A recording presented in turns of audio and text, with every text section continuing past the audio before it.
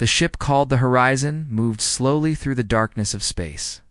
It was the year 2247, and this small vessel carried the hopes of 8 billion people. Captain Unipark stood at the front window of the bridge, watching as the massive station grew larger and larger before her eyes. Nexus Prime, the capital of the Galactic Council, a place where 43 alien species had gathered for 12,000 years to make laws and keep peace among the stars. And now, for the first time in history, humans were going to speak there. Una was 42 years old. She had short black hair and tired eyes that had seen too much death in recent years. Behind her stood Ambassador Taeho Kim, a tall man with gray at his temples and a gentle voice that could calm any room. Next to him was Dr. Hannah Cho, a woman who had spent her entire life learning alien languages, preparing for a day she was never sure would come. "It is beautiful," Hannah said softly, looking at the station. Nexus Prime was shaped like a flower made of metal and light. Thousands of ships moved around it like bees around a hive. "It is big," Una replied. "I hope that is the only thing that surprises us today." Taeho put his hand on her shoulder. "We come with honest hearts and open hands. What more can we offer?" Una did not answer. She had learned long ago that honest hearts meant nothing to those with power. The docking process took 2 hours. Alien officials scanned their ship, checked their documents, and asked questions that felt more like insults. Where was Earth? How long had humans been in space? Did they understand the honor of being allowed to speak before the council? Una kept her face calm through all of it. She had practiced this moment many times. Finally, they were led through long corridors made of materials that seemed to glow from within. The walls showed images of alien worlds, alien histories, alien victories. There was nothing of Earth anywhere. It was as if humanity did not exist. The Grand Assembly was the largest room Una had ever seen. It was round, with seats rising up in circles toward a ceiling so high it disappeared into darkness. Hundreds of alien beings sat in those seats, watching as the 3 humans walked to the center of the floor. Some of the aliens were tall and gray with 4 arms. "These were the Morvathi," Hannah whispered. Others were made of living crystal that caught the light and threw rainbows across the walls. These were the Drix. There were beings of gas held in special containers. Insects the size of cars with clicking mandibles. Creatures that looked like living shadows. And above them all, floating in a sphere of pure white energy, was the Ethon. The leader of the council, a being so old that it had watched stars die. Taeho walked to the speaking platform. His hands were shaking slightly, but his voice was steady when he began. "Great members of the Galactic Council," he said. "We come from a small blue world called Earth. We are a young species. We know this.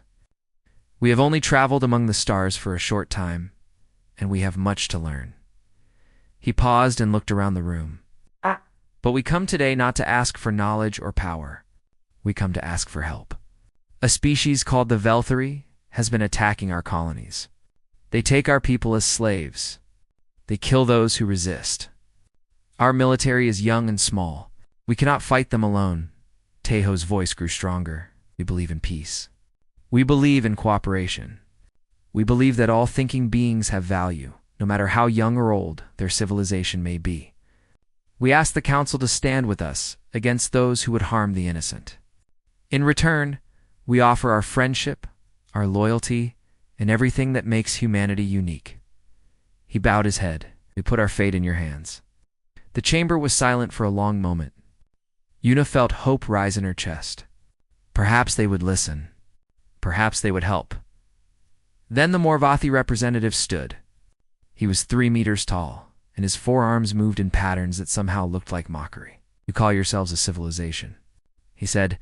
"You have existed for less than a heartbeat of cosmic time. Your technology is primitive. Your understanding of the universe is that of a child playing with toys it does not understand." Laughter rippled through the chamber. Not all of it was sounds. Some species laughed with light, with vibration.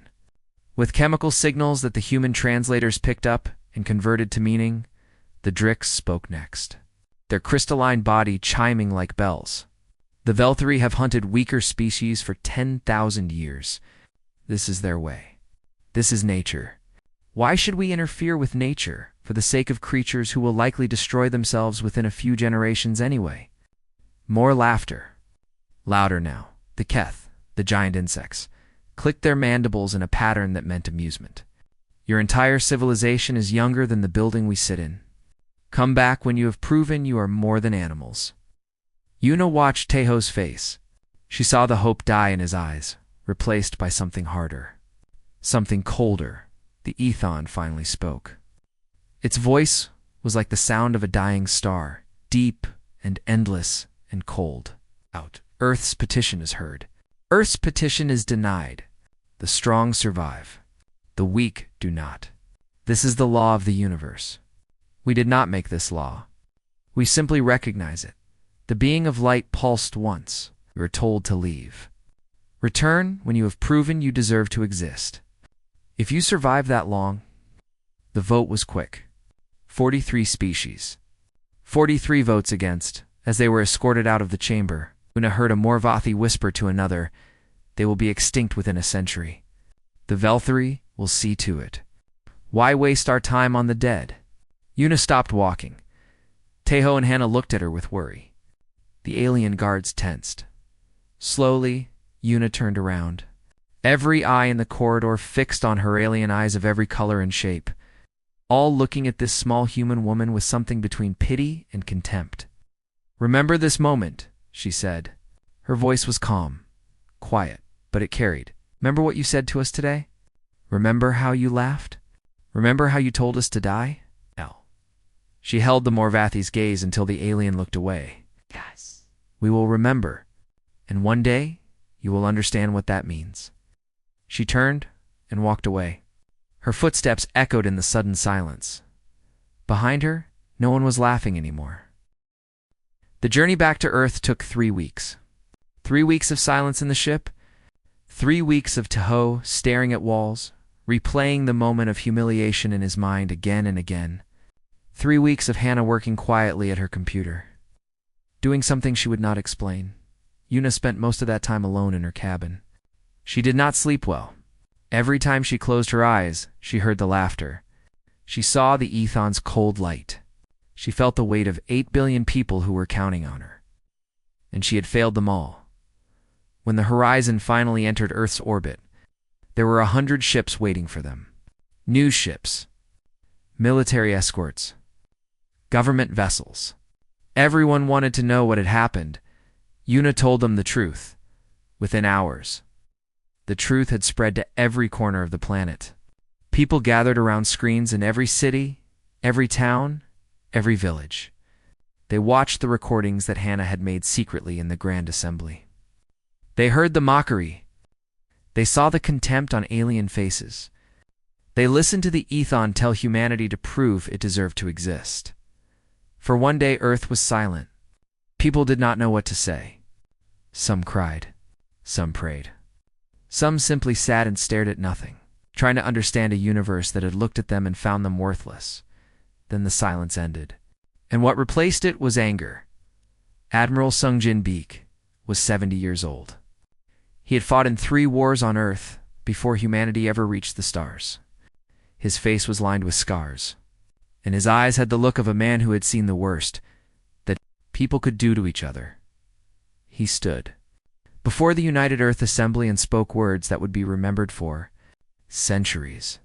"They told us we are nothing," he said. "They told us we will die. They told us to prove we deserve to exist." He paused. His old hands gripped the podium. "Very well. Let us prove it. Let us show them what nothing can become." The Assembly voted that night. Every nation on Earth agreed. There would be no more division. No more fighting among themselves. Every resource, every mind, every hand would be turned toward one goal: survival. The next 10 years changed humanity forever. Dr. Hannah Cho became the head of a new department called Alien Studies. Using her secret recordings from Nexus Prime, she spent months analyzing every piece of alien technology she had glimpsed. The crystals that powered the Drix, the energy fields that surrounded the ethon, the strange metals that made up the walls of the station. She could not copy them. Human science was too far behind. But she could understand the principles, and understanding was the first step. Engineer Wusik Jeng was a quiet man who had built bridges before he built spaceships. He had a simple way of looking at problems that more educated scientists often missed. When he looked at the problem of artificial gravity, he did not try to solve it the way aliens had. He asked a different question. Why do we need gravity to work perfectly? He said one day to his team, "We do not need comfort. We need to survive. What is the minimum we need?" His solution was ugly. It was rough. It made ships shake and vibrate in ways that would make any alien engineer weep. But it worked, and it was cheap, and it could be built fast. This became the human way. Do not copy the aliens. Do not try to match their elegance. Find a different path. A human path. Physicist Yunbai Li was 35 years old and had been studying shield technology for a decade.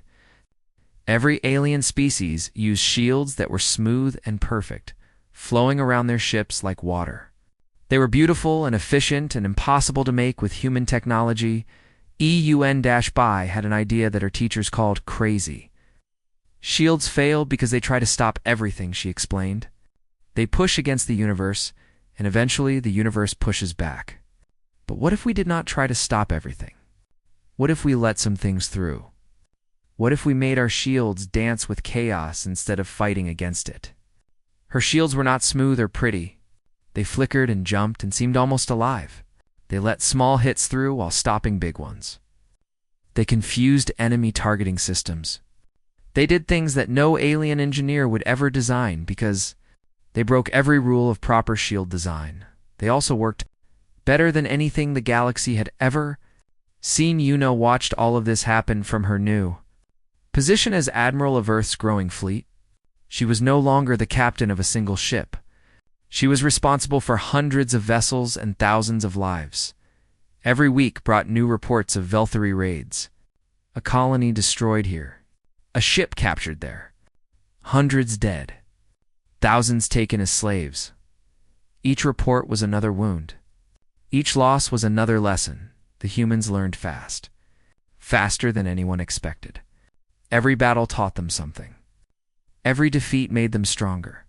They stopped thinking of the Velthari as monsters to fear and started thinking of them as puzzles to solve.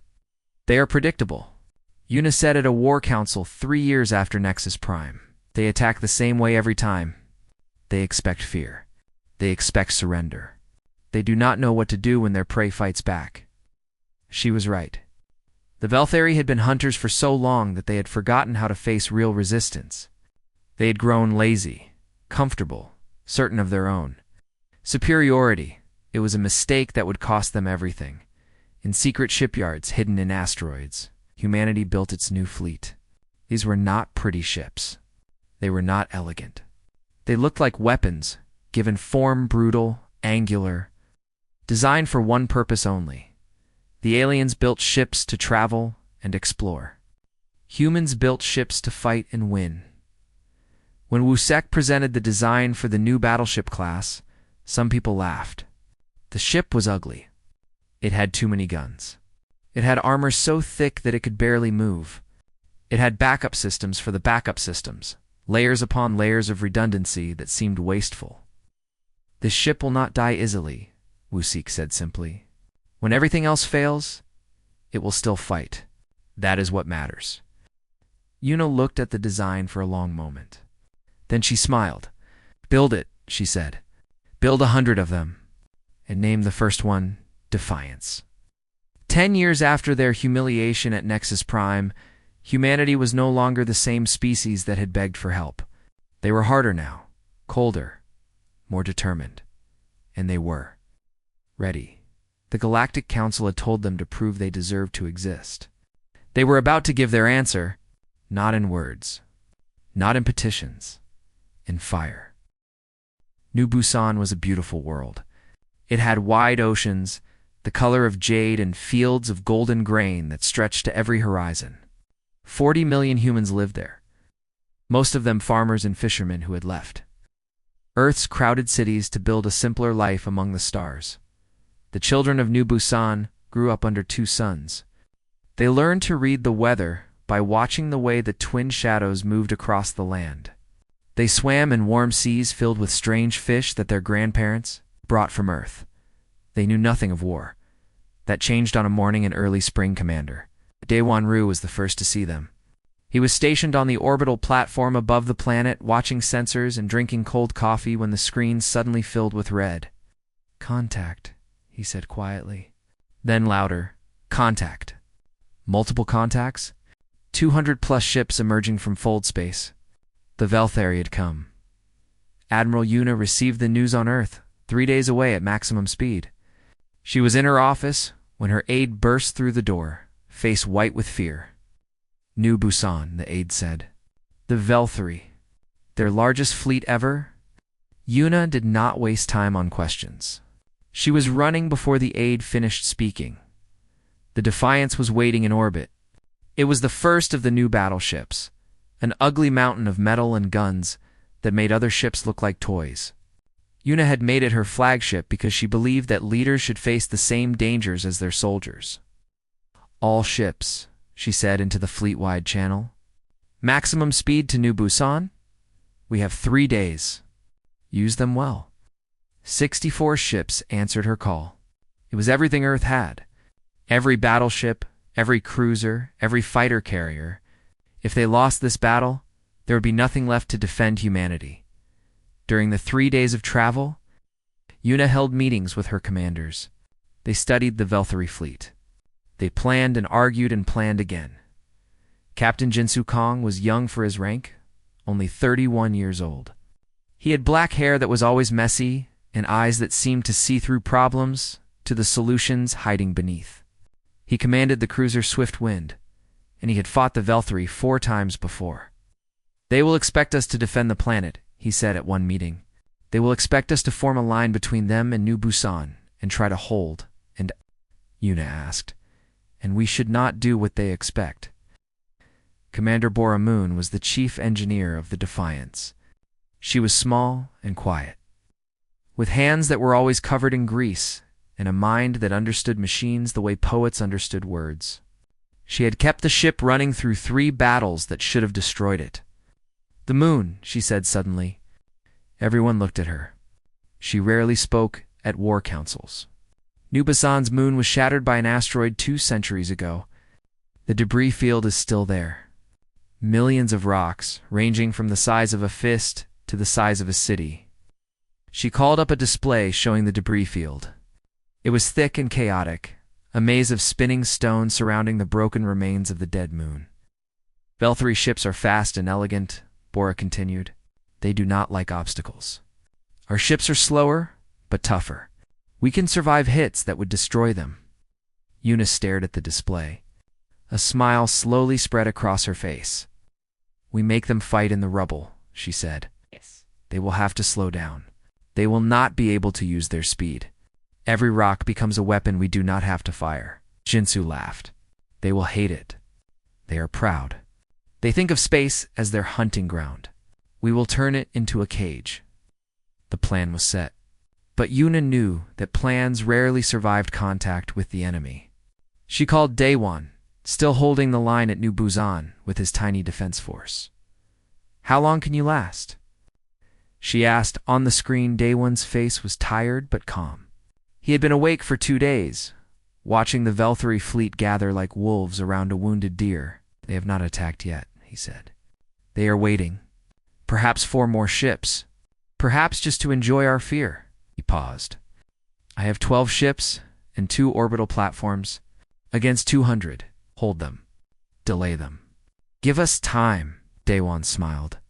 It was the smile of a man who had already accepted his death. "I will hold them until you arrive, Admiral. Or I will hold them until there is nothing left of us. Either way, they will know they were in a fight." The next 2 days were the longest of Yuna's life.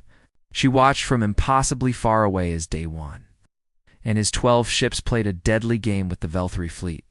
They did not try to fight directly. That would have been suicide. Instead, they darted and ran, using the planet's gravity and the debris of the old moon to stay alive. Every time the Velthari thought they had cornered a human ship, it slipped away into the rocks. The Velthari grew frustrated. They began to make mistakes.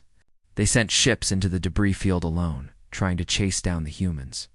3 of those ships never came back. Crushed by rocks, they were too slow to avoid, but the humans paid a price too. Day 1 lost 4 ships in those 2 days. Each loss was a knife in Yuna's heart. She watched their signals disappear from her screen one by one, and she burned their names into her memory. On the morning of the 3rd day, the Defiance and its fleet emerged from fold space on the edge of the new Busan system. Yuna stood on the bridge, looking at the tactical display. 200 Velthari ships, 64 human ships. The math was simple and brutal, Admiral. Jinsu's voice came over the comm. We are outnumbered 3-1. I know. History says we should lose, Yuna replied. Was not written by humans. She opened a channel to the entire fleet. This is Admiral Park. Today we fight for 40 million people who are counting on us. We fight for every human who has ever been taken by the Velthari. We fight for every world that has been told it does not deserve to exist. She paused. The galaxy is watching. Let us show them what we are. Lieutenant Nari's song was 26 years old. She had joined the fleet because her brother had been taken by the Velthari when she was a child. She had spent her whole life training for this moment, for the chance to hurt the ones who had hurt her. As she powered up her cruiser's engines, she whispered a prayer. Not for victory, not for survival, for revenge. The human fleet moved toward the debris field. The Velthari fleet moved to meet them. The Battle of New Busan was about to begin. The first shot of the battle was fired by a Velthari destroyer. Its energy beam cut through space toward the human fleet, bright blue and hot enough to melt steel. It struck the front shields of the Defiance and scattered into a million harmless sparks. Bora Moon watched her shield readings from the engineering deck. The new Chaos shields did exactly what they were designed to do. They danced with the energy instead of fighting it, letting the beam break itself against patterns it could not predict. Shields holding, she reported. 92%. Yuna nodded from the command chair. All ships enter the debris field. Make them follow us. The human fleet dove into the broken remains of New Bison's moon. Around them, rocks the size of houses tumbled through space. Larger fragments, some as big as mountains, spun slowly in the darkness. It was a maze with no walls, constantly changing, impossible to map. The human pilots had trained for this. For months, they had flown through asteroid fields and debris clouds, learning to read the patterns of chaos. They moved through the rocks like fish through water, using them as cover, hiding behind them when enemy beams came too close. The Velthari followed. They had no choice. Their target was New Busan, and the humans stood between them and the planet. But they were not used to this kind of fighting. Their elegant ships were designed for open space, for speed and grace. In the debris field, they were clumsy. The first Velthari ship died when it tried to chase a human cruiser around a spinning boulder. The alien pilot was faster, but he did not see the smaller rock hidden in the larger one's shadow. His ship crumpled like paper. More deaths followed. Human ships would appear from behind cover, fire everything they had, and disappear again before the Velthari could respond. It was not honorable fighting. It was not elegant. It was survival. Commander Day 1 had held the line for 3 days with 12 ships. Now he had 8 left, and they were damaged and tired. But when the main fleet arrived, he did not retreat. Instead, he led his survivors in a charge straight at the Velthari flagship. Day 1, what are you doing? Yuna shouted over the comm. My job, Admiral. His voice was calm. Peaceful, even. Their flagship has the strongest shields. If we can bring them down even for a moment, your big guns can finish the job. You will not survive. No, but New Busan will. Yuna watched on the tactical display as 8 human ships, all of them damaged, all of them running on backup power and desperate courage, flew directly into the heart of the Velthari formation. The alien ships turned their guns on this new threat. Energy beams filled space around Day One's squadron. One ship exploded. Then another. Then a third. But the survivors kept coming. Day One's ship, the Sunrise, was hit 7 times. Its engines failed. Its weapons went offline. It was little more than a flying coffin now, coasting on momentum toward the enemy flagship. "It has been an honor," Day One said. Those were his last words. The Sunrise struck the Velthary flagship's shield generator at full speed. The explosion was bright enough to blind sensors across the battlefield. When the light faded, the flagship's shields were down. "All ships," Una said quietly. Fire. 60 human ships turned their weapons on the Velthary flagship at the same moment. Missiles and energy beams and kinetic rounds, everything humanity had. All of it focused on one target. The flagship died in fire. It broke apart into 1,000 burning pieces that scattered through the debris field. Destroying more Velthary ships as they flew, the death of their flagship shocked the Velthary. For a moment, they stopped moving, stopped fighting. They could not believe what had happened. No prey had ever done this. No prey had ever fought back this hard. That moment of shock cost them dearly. Lieutenant Nari Song had been waiting for her chance. Her ship, the Burning Star, was a small cruiser, fast and agile.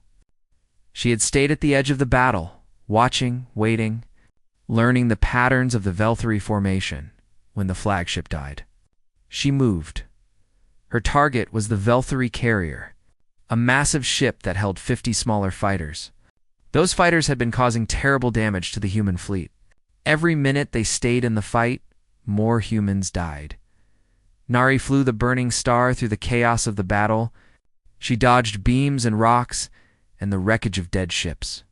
Her crew screamed warnings at her, told her she was going too fast, flying too close to the debris. She ignored them. The carrier's docking bay was open, fighters launching to join the battle. Nari aimed for that opening. "Abandon ship," she ordered her crew. "All hands to escape pods." "Now," they argued. She shouted them down. One by one, the escape pods launched, carrying her crew to safety. Nari stayed at the controls. She was thinking of her brother, taken by the Velthary 20 years ago. She wondered if he was still alive somewhere, a slave on some alien world. She hoped he would hear about this. She hoped he would be proud. The Burning Star entered the carrier's docking bay at full speed. Nari had just enough time to reach the reactor controls and push the overload button. The explosion consumed the carrier from inside. It was not one explosion but 100, as fighters and fuel and ammunition all caught fire at once. The carrier broke apart. 16 other Velthary ships nearby were caught in the blast. Narration died with a smile on her face. The battle lasted 9 hours. 9 hours of fire and death and desperate courage. Human ships fell one after another, but for every human ship that died, 3 Velthary ships died with it. The human tactics were insane by alien standards. They flew into enemy formations. They rammed damaged ships into enemy vessels. They fought when they should have retreated, held positions that should have been abandoned. The Velthary did not understand. They had hunted weak species for 10,000 years. They had never faced anything like this. These humans did not behave like prey. They did not run. They did not surrender. They fought like they had nothing left to lose. Because they didn't. When the 9th hour ended, the Velthary fleet finally broke. The survivors, fewer than a dozen ships from a force of 200, turned and fled. They ran from the debris field, from the burning wreckage, from the humans who would not die. YUNA stood on the bridge of the Defiance. The ship was damaged. Fires burned in 3 sections. Half the weapons were offline. But it was still flying. Still fighting around her, her crew cheered. They hugged each other and cried and laughed all at once. They had done the impossible. Una did not cheer. She was looking at the tactical display, counting the ships that were no longer there. 71 human ships had entered this battle. 60 of those ships were now scattered across the debris field, their crews dead or dying. But New Busan was safe. 40 million people would wake up tomorrow in their homes under their twin suns because of what had happened here today. "Open a channel," Una said. Her voice was hoarse, tired. All frequencies. Let everyone hear. The cum officer nodded.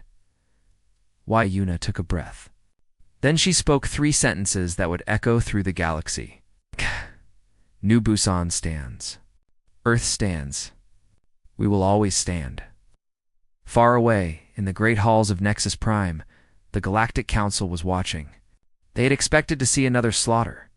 Another example of the natural order asserting itself. Instead, they had witnessed something impossible. The insects that they had laughed at. The children they had told to prove themselves had just defeated the most feared hunters in the galaxy. The universe would never be the same. The message arrived on Earth 3 days after the battle, was written in the formal language of the Galactic Council, translated by computers that had learned alien. Tongues over years of listening, the Ethon requested the presence of humanity at Nexus Prime. The word requested was interesting. 12 years ago, humans had begged for an audience. They had waited for permission, followed protocols, been treated like animals asking to enter a house, and now the council was asking them to come. Yuna read the message in her hospital bed. She had been injured during the battle, a piece of debris cutting through her shoulder when the bridge shields failed for a moment. The doctors said she needed rest. She told them she would rest when she was dead. They want us to come accept membership, said Taeho Kim. He had aged in the years since their first visit. His hair was completely gray now, and there were lines on his face that had not been there before. But his eyes were sharp. They want to pretend they were always on our side, Hanacho said. She was standing by the window, watching ships move in orbit above Earth. They want to say that they knew we would succeed, that their rejection was just a test.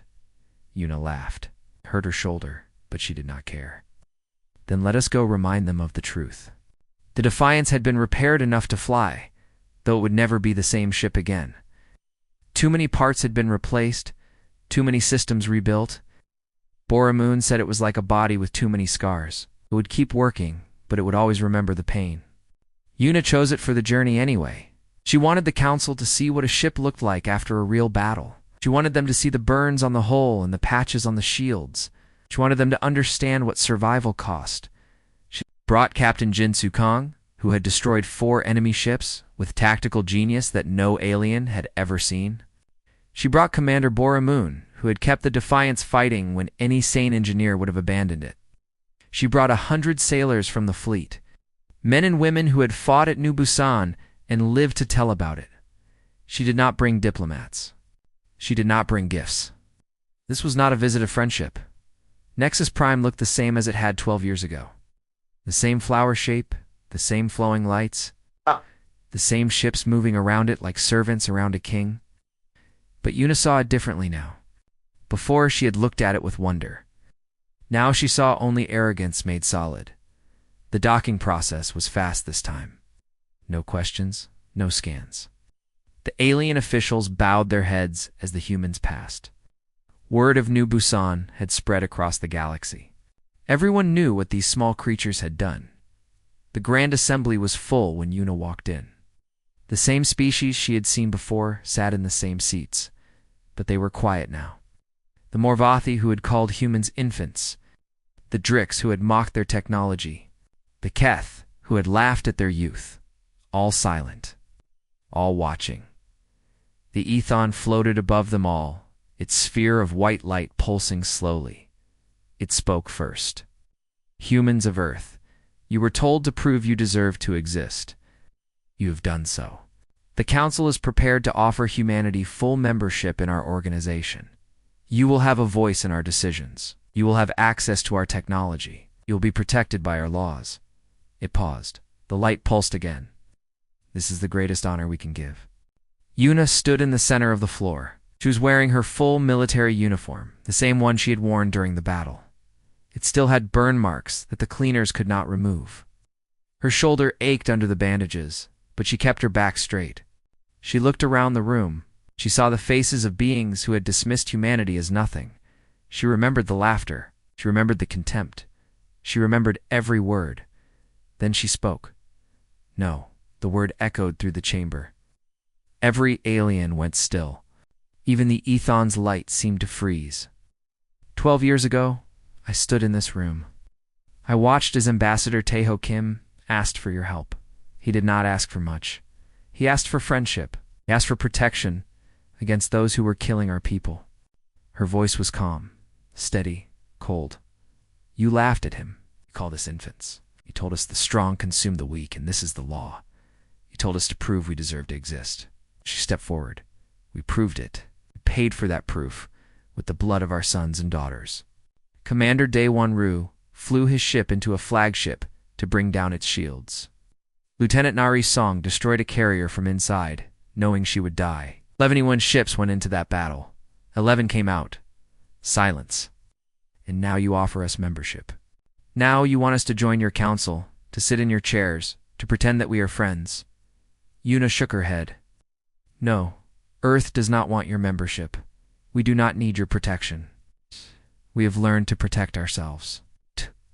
The Morvathi representative stood. He was the same one who had called humans infants all those years ago. His voice was different now, careful, almost afraid. Then what do you want? Yuna turned to face him directly. She remembered his whisper in the corridor. They will be extinct within a century. I want you to remember, she said. I want you to remember what you said to us. I want you to remember how you laughed. I want you to remember that when we were weak and afraid and asking for help, you told us to die. She looked around the room again, meeting every alien eye. Because we will remember.